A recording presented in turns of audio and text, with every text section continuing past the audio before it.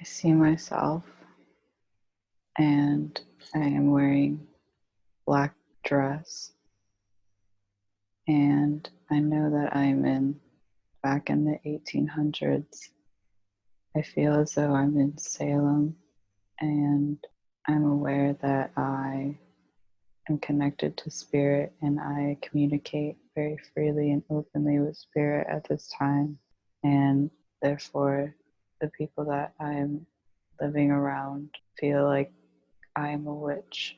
I feel like I am a part of this time of the Salem witch trials.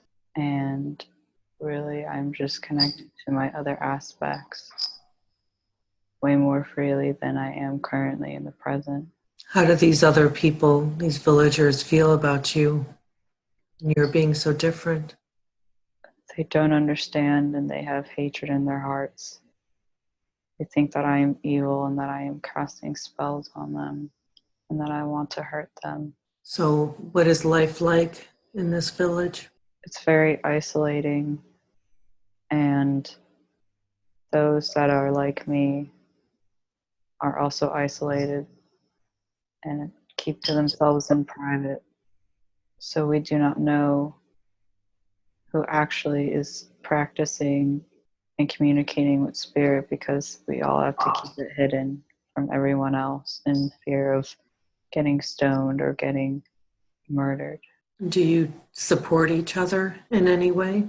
We would, but we do not at this point have a community of other people that are similar like us. We all have to be in hiding and in private, so we all have to keep to ourselves, and we do not know who the others are that also communicate with spirit and with their soul aspects like this.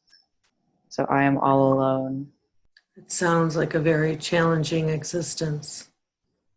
Yes, it's very difficult and very isolating, and that is why my connection to spirit is even more potent, and why I have spent so much time working to open the channels and to communicate with the higher realms, because the outside world is very cruel.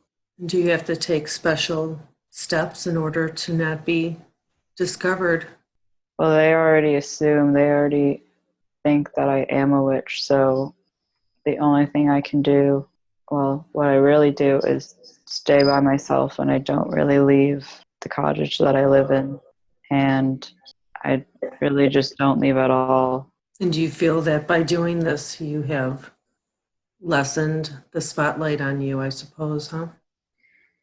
Yes, this is the only way that I can keep peace for myself, because I fortunately cannot talk to other people or really be in society at all, as the others are as well, even though I don't know who they are. This is the only thing I can really do, because I did not choose to be like this. Other people do not understand the connection to spirit, and they have no experience of it, so I'm an outcast basically, and I can't control it.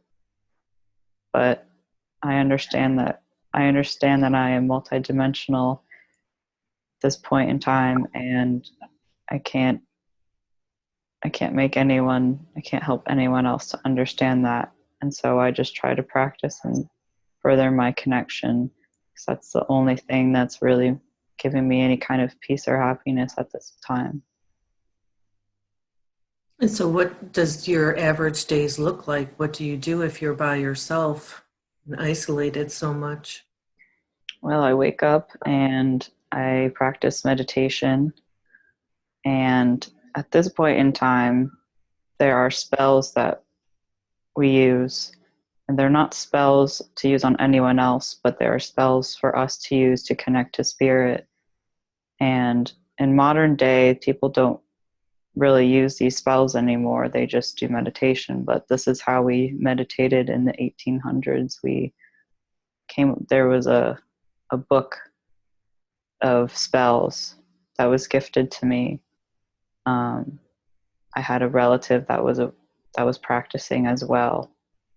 And there's this big misconception with what being a witch was, and the word witch. it's the whole thing is that it's not, there is no, I mean, you can cast spells and it can be good or evil, but really what it is just people that are connected to spirit, and that's what it was called at the time, and that's where everything kind of went wrong in society, has outcasted people that are just connected to spirit.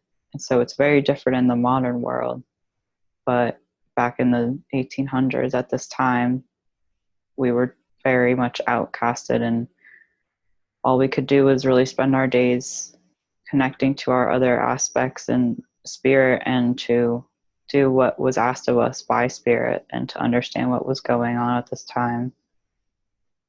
And some people did choose, since they were outcasted by society, some people and witches did choose to cast spells on those that were cruel to us. And that is a lot of what is seen and what is remembered from that time, and why there was the trials going on. Can you share with me an example of one of these spells? What was entailed with it? So we would use a lot of herbs that they use in the modern day, and really at the time that's what we were taught to do, was combine these herbs together to create a potion of sorts, and then we would drink it to be able to connect to the higher realms. But really all it really was the intention behind it. And at the time the herbs and the potions were more of a placeholder, but really it was the intention that we made to connect to the higher realms more so than what we were actually doing. But we used herbs to be able to connect. That was passed down through generations of learning of how to connect, and over time it has evolved and changed, but that is what we did at that time. Mm-hmm. So do you ever have to worry about people coming to your home and catching you, so to speak? No, nobody bothers me, and they're also afraid, so they don't bother. Everyone at this time is very afraid of people like me, and out of fear they just don't even bother me unless they think that they have reason to do so, if they think that I am trying to cast a spell on them or anything. But luckily I am one of those that are pretty much just left alone. Mm-hmm. You mentioned the trials. Have you attended any of these trials? No, at this time they have not really happened yet, but there is one person in the village that I live in that will be put on trial in a future time. Right now I have traveled back to a time that's right before that part has happened, and I choose not to go to that moment specifically because that person ended up being a friend of mine, and it was just too painful to go to that moment specifically. But it did happen. There in my village there was one. So what do you do when you have to go to the store or anywhere outside, maybe attend church with the village? So what I do is I travel at night, and I go to another village where I am not known by anyone, and that is when I go to the market and I gather my herbs and my food that I need. I also grow my own vegetables and have my own garden, so that I can try to be self-sustaining and not have to leave as much as possible due to fear of being stoned, being killed. It doesn't take much in these times for anyone. If they think that you're doing something bad, you could easily just be put on trial, and that's it. I would imagine it's a very difficult thing to try to help people overcome fears like that they had in those days. Yes, there was nothing we could do. They would not listen to us, and there was no explaining ourselves either. This was just unfortunately the time period, and people were just very, very afraid and became very, very cruel. This is just how life was. What type of spells would they cast on others? They would cast spells for bad things to happen to them, as it could be as little as casting a spell for them to have boils pop up on their face to make them very upset, obviously, and feel very awful, all the way to making them sick. And we could not cast spells to kill anyone per se. That was not ever going to happen, and that's not allowed in the laws of spirit. But there were some spells, and there's also some voodoo in that day as well, where you could hurt people. And certain villagers had suspicions of the people that were doing this because they know that they ostracized and were cruel to specific outcasts like me. And so they had suspicions of who did it to them when random and weird things would appear in their lives and on their bodies. And some people, even like some of the spells made people go insane. And that's really when the suspicions started arising, and that's really when the trial started taking off. Did you ever find that by being alone and isolated, did you ever feel that maybe you were actually bringing more attention on yourself because you were isolating yourself? Well, in isolating myself, I was trying to appear as if almost I didn't exist. And I figured that the more alone I would be, the less chance people would really know me, and then maybe the more that they would forget about me. And that would be my way of keeping myself safe. I wonder if we could learn a little bit more about you and what you look like. About how old do you feel in this body? I feel like I am a young adult, and I'm able to see myself. I have 2 long, dark-haired braids. I have a typical black outfit, black gown on. The black actually is the color that most of people that were connected to spirit decided to wear because it's actually a color of protection at the time. It's contrary to what a lot of people believe. And can you describe and share with me a little bit more about what your home looks like? So it's a 1-room little cottage. It's round, and it's very hidden away in the village. It's tucked behind all these other cottages and buildings and tucked in the trees. And it's still in the village, but it's all the way on the outskirts to where it's almost not.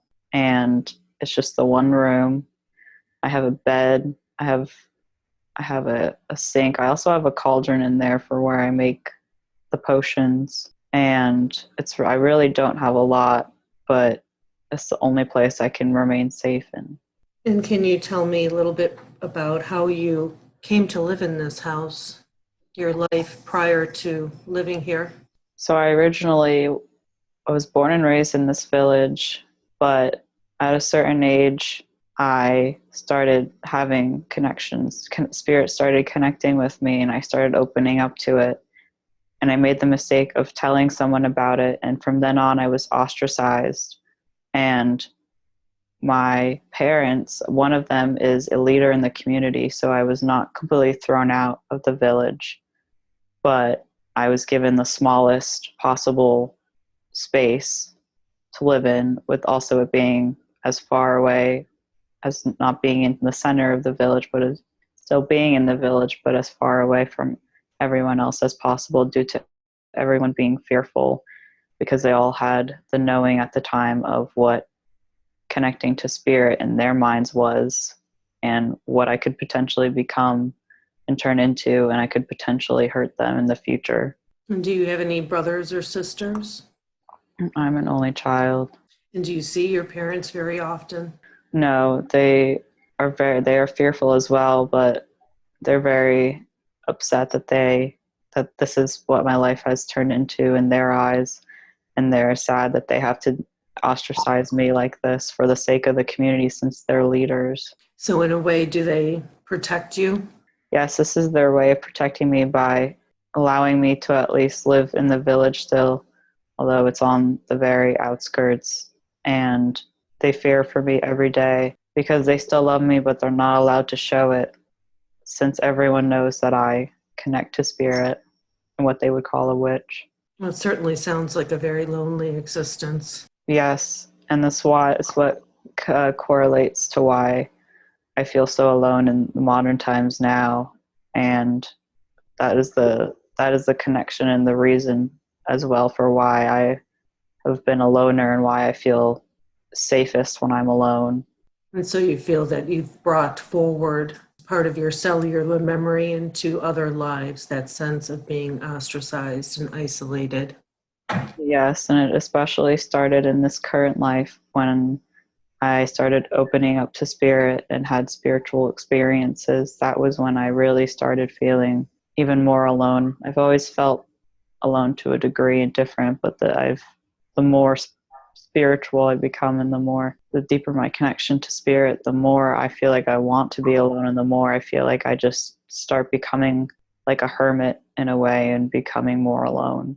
So, how would you feel about, since you're able to observe this life, how would you feel about now that you understand why you were ostracized and isolated in that time? Do you feel in better position where you'd be able to release that cellular memory, that pattern of isolation?